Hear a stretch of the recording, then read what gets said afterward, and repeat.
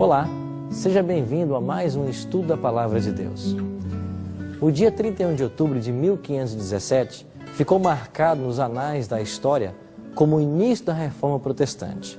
Isso porque, naquele dia, Martinho Lutero pregou na porta do castelo de Wittenberg as 95 teses contra a venda de indulgências. Afixadas essas teses, os ensinos de Lutero ecoaram por toda a Alemanha e fizeram estremecer as bases de Roma. Hoje, iremos aprender um pouquinho mais sobre essa história.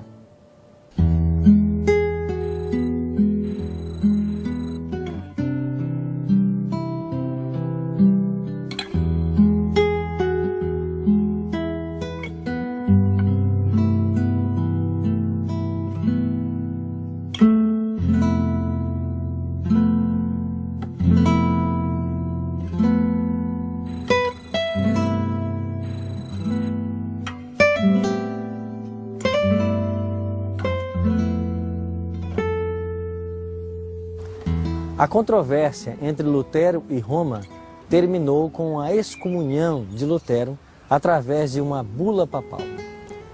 Pastor, o que aconteceu em seguida? A bula proclamada por Leão X foi publicada e chegou oficialmente às mãos de Lutero no dia 10 de outubro de 1520. Obviamente, Lutero discordava com o conteúdo dessa bula. E na manhã do dia 10 de dezembro daquele mesmo ano de 1520, Philippe Melanchthon convidou aos demais professores da Universidade de Wittenberg, bem como aos alunos, para uma queima oficial do documento nesse local onde nós estamos. A lei canônica da Igreja Católica foi queimada, alguns livros, entre eles de Johann Eck, bem como o documento papal, ou seja, a bula, que o próprio Lutero jogou dentro do fogo. Posteriormente, ele foi indagado se ele não fora radical demais com aquela decisão. E ele disse: se o Papa teve coragem de ordenar a queima dos meus livros que expressam o verdadeiro evangelho bíblico, eu creio que não foi um exagero eu queimar também esse documento que ia contra o evangelho.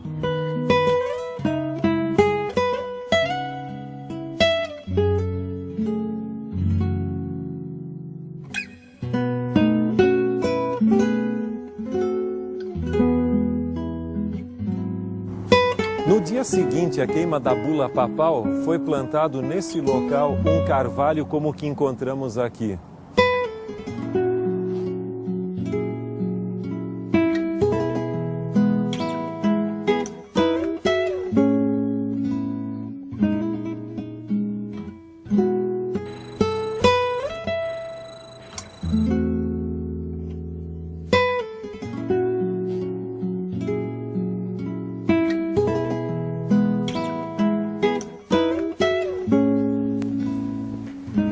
Quando Lutero afixou as 95 teses na porta do castelo da igreja de Wittenberg, houve grande baixa no número de peregrinos que visitavam a igreja na festa de Todos os Santos.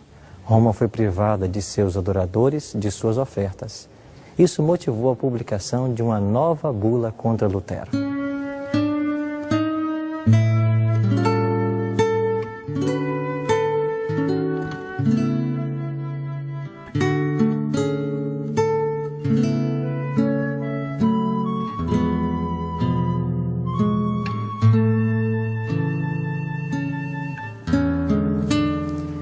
Essa nova bula declarava a final separação do reformador da Igreja de Roma.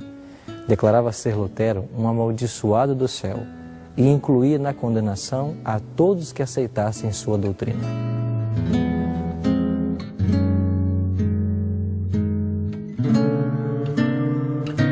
Assim, Lutero foi convocado para comparecer à Dieta de Worms, para responder por seus escritos.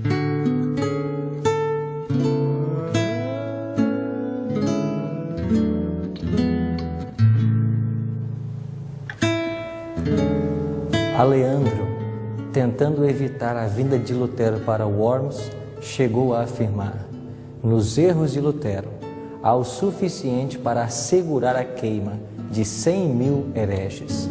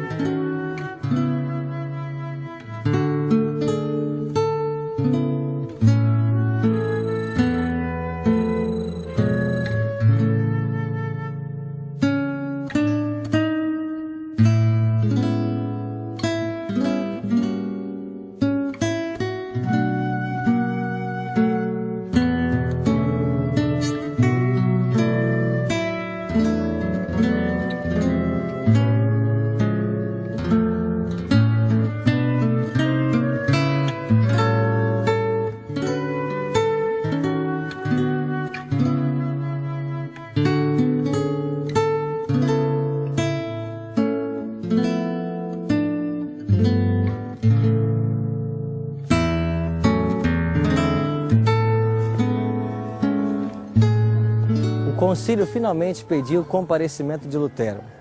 A viagem seria perigosa. Então Lutero convidou outros 3 amigos, além do representante imperial, para estarem com ele até Worms. Lutero, expressando sua confiança na direção divina para esta viagem, chegou a afirmar: ainda que houvesse em Worms tantos demônios como telhas nas casas, eu lá entraria. A maior parte dos membros da Dieta não hesitaria em entregar Lutero à vingança de Roma. Deus então constrangeu um membro da Dieta a dar uma descrição verdadeira dos efeitos da tirania papal. Com nobre firmeza, o Duque Jorge da Saxônia se levantou naquela assembleia e especificou com terrível precisão os enganos e abominações do papado e seus horrendos resultados.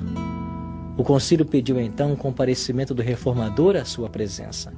E apesar dos rogos, protestos e ameaças de Aleandro, o imperador firmemente consentiu, e Lutero foi intimado a comparecer perante a Dieta. Em nenhum momento Lutero duvidou de que Deus estaria com ele durante a Dieta que acontecia aqui em Worms. Pastor, o que aconteceu então com Martim Lutero durante a Dieta? Ele foi convocado a dar o seu testemunho diante da Dieta. E enquanto ele se encontrava ali, foi-lhe mostrado uma pilha de livros que estavam na sala e indagado a ele: você reconhece esses livros como seus? Ele disse: reconheço. Agora, você está disposto a se retratar do que você escreveu ali? E ele disse: eu não posso dar uma resposta simples sobre isso. Dê-me tempo. E então foi acertado que no dia seguinte ele então falaria sobre essa questão, respondendo à segunda pergunta. Quando ele retornou no dia seguinte, foi-lhe perguntado de novo: você está disposto a se retratar desses livros, do conteúdo que você escreveu? E ele então respondeu que o conteúdo dos livros não era todo o mesmo. O conteúdo podia ser classificado em 3 pontos básicos. Em primeiro lugar, haviam muitos escritos dele que tratavam da questão da fé cristã. E se ele abdicasse daquele conteúdo, ele estaria negando a própria essência do cristianismo. E que muitos outros líderes religiosos, praticamente todos os cristãos, aceitariam aquele segmento dos seus escritos. Em segundo lugar, haviam erros dos papistas e da depravação de emissários papais que ele condenava. Um terceiro ponto era acusações e problemas pessoais de indivíduos que ele também abordava. Ele diz que a própria bula papal também reconhecia e fazia essa distinção. Mas aí ele foi interrompido e ele disse: nós queremos uma resposta clara, ao ponto e sem rodeios. E ele então responde: como você quer uma resposta sem rodeios, eu a darei.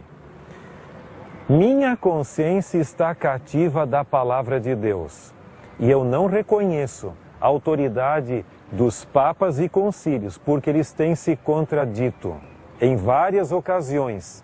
É muito perigoso para um cristão agir contra a sua consciência. Portanto, eu não quero e não vou me retratar. Aqui eu estou. Deus me ajude. Amém. E o que aconteceu então com Lutero após a sua audiência na Dieta? Ele foi aconselhado por Frederico o Sábio a se retirar o mais breve possível. E assim ele o fez. Enquanto passavam pela Floresta Negra da Alemanha, cavaleiros mascarados atacaram o comboio, sequestraram a Lutero e o levaram para um lugar à parte. Lutero achava que aquilo ali seria o seu fim. Mas depois que as duas carroças haviam já partido, eles se identificaram para Lutero como havendo sido enviados por Frederico o Sábio para levá-lo a um lugar seguro.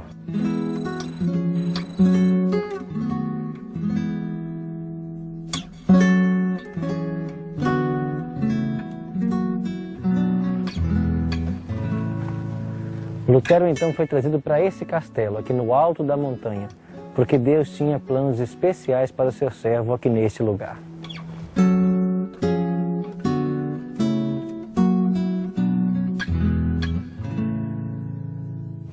Lutero passou aqui um bom tempo. Aqui, então, ele fez a tradução do Novo Testamento para a língua alemã.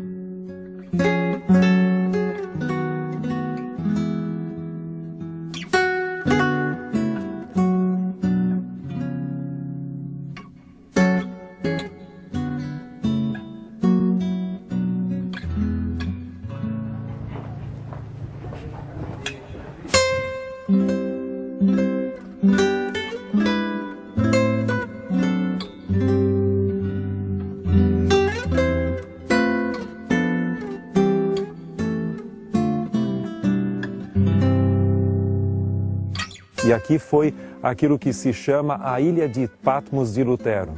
Ele ficou aqui 10 meses. Ele veio para esse lugar no dia 4 de maio de 1521. E ele ficou aqui até o dia 3 de março do ano seguinte, 1522. Nesse período, ele não tinha sua biblioteca. Ele tinha basicamente só o texto sagrado. A sua produção literária aqui foi tremendamente bíblica. Seus livros não continham informações de outros autores, mas mais o texto bíblico. Porém, em dezembro de 1521, ele começou a tradução do Novo Testamento nesse local. E incrível como possa parecer, em apenas 3 meses, ele traduziu todo o Novo Testamento para a língua alemã, do original grego. Essa foi talvez a sua mais importante contribuição literária, a tradução do texto bíblico. E qual foi o interesse de Frederico, o Sábio, trazer Lutero para um local seguro? Só podemos entender nessa questão a intervenção divina. Porque em realidade Frederico o Sábio continuou católico durante toda a sua vida, mas ele era o grande protetor de Lutero. O Vaticano, o imperador Carlos V e outros mais gostariam de ter a Lutero em suas mãos. Mas Frederico o Sábio foi usado por Deus para escondê-lo, protegê-lo, amenizar a situação e deixar Lutero em uma condição propícia para que ele pudesse continuar a sua reforma. É muito interessante que a reforma na Alemanha começou numa conjuntura política bastante curiosa. Quando Lutero apareceu no cenário, os turcos ameaçaram invadir a Europa. E o imperador Carlos V teve que dar toda a sua atenção para resolver o problema dos turcos. E a questão de Lutero para ele era de somenos importância. Não era tão relevante. Depois de tratar da questão dos turcos, mais ou menos, quando ele foi tratar do problema, assim dito, de Lutero, as ideias de Lutero já haviam se expandido na Alemanha a tal ponto que não puderam mais ser exterminadas. Então, o Deus que transforma males em bens usou a própria possível invasão dos turcos como uma forma até de deixar Lutero em paz para que ele pudesse levar avante suas ideias. E por trás de toda essa proteção havia um homem chamado Frederico, o sábio eleitor ou governador da Saxônia.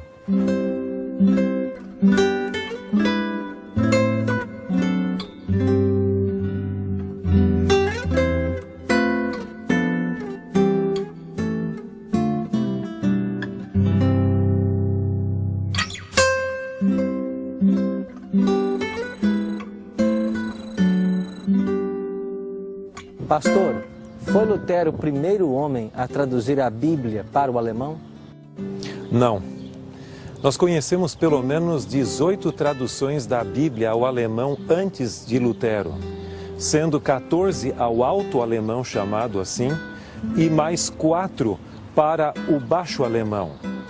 Essas traduções, algumas delas eram mais conhecidas do que outras, porém Lutero, ao traduzir diretamente do texto grego o Novo Testamento e hebraico, aramaico, o Antigo Testamento, ao longo do tempo, ele foi muito mais fiel e corrigiu vários problemas que ainda existiam na Vulgata Latina. Por exemplo, o texto onde é indagado o que faremos para ser salvos, no livro de Atos. A Vulgata dizia, faça penitência. E essas traduções ao alemão também. Mas Lutero foi fiel no sentido de dizer, arrepende-se, ou arrependam-se e sereis salvos. Então, essas correções, além do mais, Lutero já era uma personalidade muito conhecida na Alemanha e tudo o que ele falava ou dizia tinha uma repercussão. Portanto, por trás da personalidade de Lutero havia uma grande influência. E essa influência ajudou também a difundir a Bíblia traduzida por ele. Pastor, qual a principal contribuição de Lutero para a reforma na Alemanha? É muito difícil responder a sua pergunta porque a contribuição dele foi uma contribuição muito ampla. Por exemplo, houve uma contribuição política no sentido de realmente valorizar a nação alemã. Agora, por outro lado, econômica. Logicamente, a Alemanha estava sendo explorada por Roma e foi uma maneira mais ou menos de romper essa dependência econômica, ou seja, muitos recursos iam para o Vaticano. Literária, a tradução de Lutero contribuiu para fixar o alto alemão da Saxônia como a língua oficial da nação. E há outros aspectos. Agora, sem dúvida, a contribuição religiosa foi a mais relevante de todas. Diferente dos demais reformadores que eram humanistas, Lutero tinha uma ênfase muito interessante. Ele gostaria de deixar bem claro o que é o Evangelho da Graça de Deus. Os escritos de Lutero têm vida espiritual. Não é meramente academicismo ou reflexões exegéticas, ele tem isso, mas sempre o lado da justificação pela fé e da salvação pela graça de Deus fluem ao longo dos seus escritos. E por isso eles são um grande legado e que tiveram influência fora da Alemanha também. Pastor, quais as lições que nós podemos tirar da reforma da Alemanha para os cristãos modernos? Eu gosto muito de uma declaração de Daubigné, onde ele diz que quando Deus vai agir na história, ele normalmente o faz de duas maneiras. Em primeiro lugar, ele prepara o cenário para que isso ocorra. E em segundo lugar, Deus usa instrumentalidades as mais humildes para realizar grandes obras. Lutero não passava de um filho de um mineiro, uma pessoa simples. Agora, é lógico que foi acumulando conhecimento e títulos acadêmicos. Ele era um doutor em teologia. Então, esse é um ponto importante. Mas o que eu penso que é o mais relevante de tudo, para ele, a verdade e a palavra de Deus estavam acima das decisões dos papas, dos concílios e demais seres humanos. Em várias ocasiões ele foi confrontado com a ideia: é você o único indivíduo realmente que tem a verdade? Quer dizer que todos os concílios e todos os demais estão equivocados? Mas sua lealdade à palavra de Deus estava acima de tudo. Eu creio que esse é um exemplo. Os escritos de Lutero, desde o 16º século, têm circulado na Alemanha, na Europa e no mundo cristão, sendo traduzidos para muitas línguas. E Lutero ainda é, eu creio que, o embaixador cristão da justificação pela fé depois da era apostólica.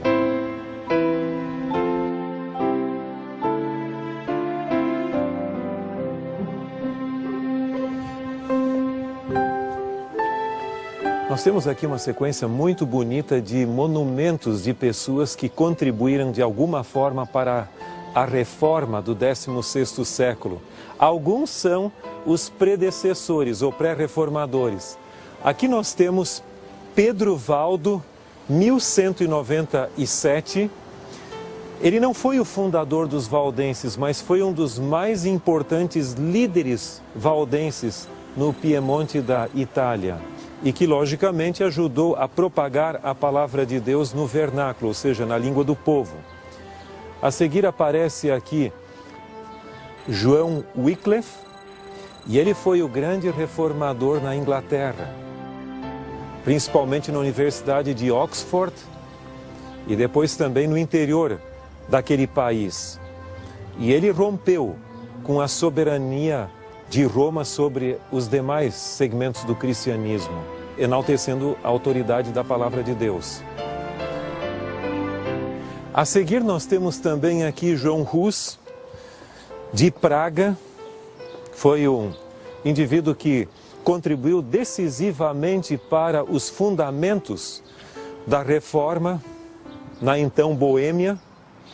Tanto é que Lutero foi acusado de ser um seguidor tanto de Wycliffe quanto de Hus, sendo ele considerado o Hus da Saxônia, Lutero.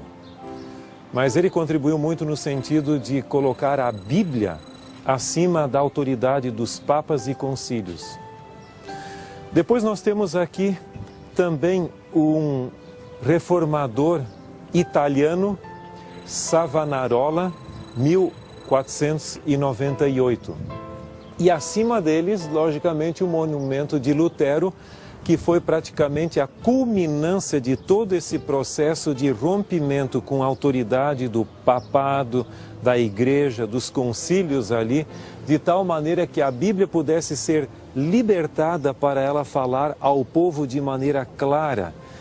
Tanto é que Lutero, ele cria no que se chama o sacerdócio universal dos crentes, que significam duas coisas.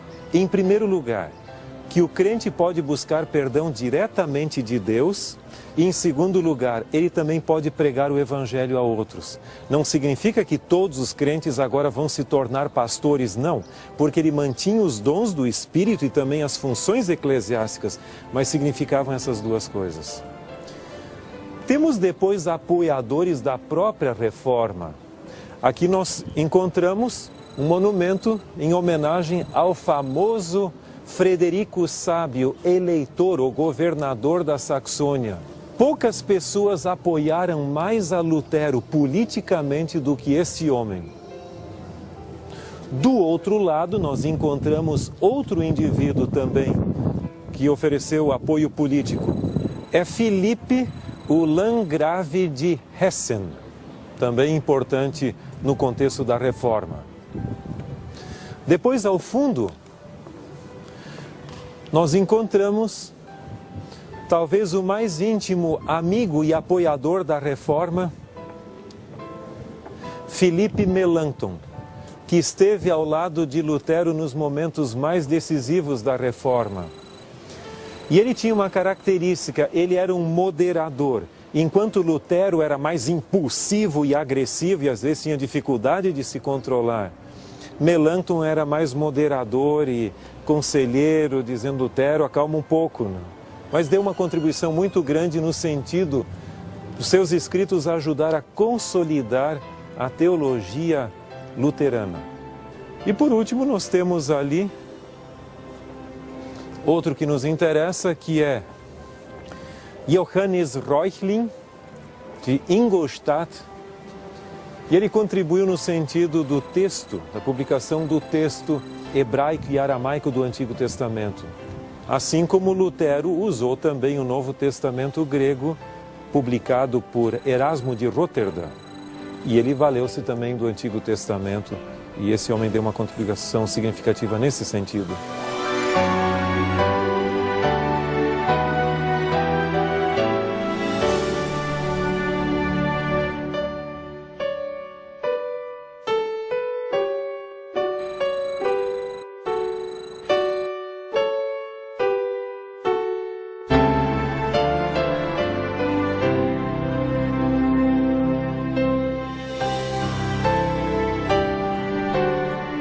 Pastor, qual a importância desse local para o movimento da reforma? Exatamente desta sacada aqui, no dia 25 de junho de 1530, Philipp Melanchthon leu a famosa Confissão de Augsburg. E aqui nessa praça haviam muitas pessoas presentes escutando essa confissão. Em realidade, isso ocorreu no contexto da Dieta de Augsburg. Lutero havia sido proibido de vir aqui, e então Philipp Melanchthon, seu companheiro e amigo teólogo, foi encarregado de apresentar a versão luterana nessa dieta. A tentativa de Carlos V, o imperador, era tentar ainda conseguir unir católicos e protestantes. E esta foi a última significativa tentativa. Então, Melanchthon apresentou o seu documento, no qual ele não é tão forte contra o papado, e ao mesmo tempo ele coloca a justificação pela fé em substituição à transubstanciação da missa, ou seja, que o sacramento se tornaria literalmente o corpo e o sangue de Cristo, como ensinado pela Igreja Católica.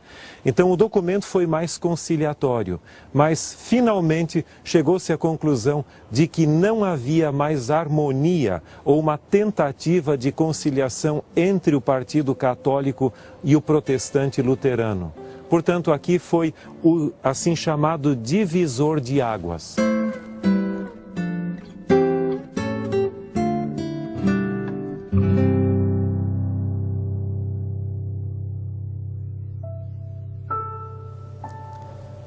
Nosso Senhor Jesus Cristo, falando sobre a grande perseguição que enfrentaria seus discípulos, predisse que se aqueles dias não fossem abreviados, nenhuma carne se salvaria. De fato, o grande movimento de reforma do século XVI antecipou o fim das grandes perseguições, e isto graças à determinação e coragem de homens como Martinho Lutero, Philipp Melanchthon, Frederico, o eleitor da Saxônia, entre outros. Por isso, gostaria de convidar você agora a tomar uma importante decisão. A minha decisão é: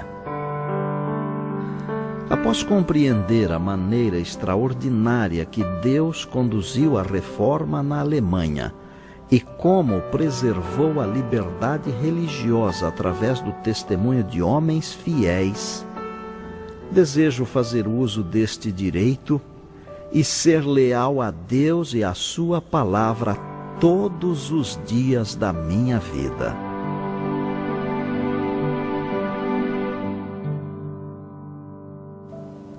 Se esse é o seu desejo, ore comigo agora.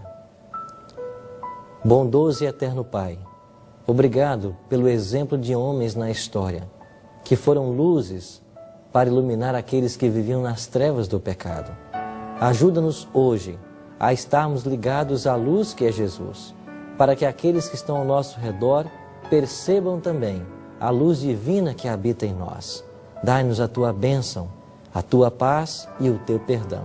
Te oramos em nome de Jesus. Amém. Além de Martinho Lutero, Deus estava preparando outros homens para que a reforma se estendesse para outros países. Em nosso próximo encontro, aprenderemos como a reforma alcançou a Suíça e que importância teve a cidade de Genebra para o progresso da causa de Deus. Até lá e que Deus o abençoe.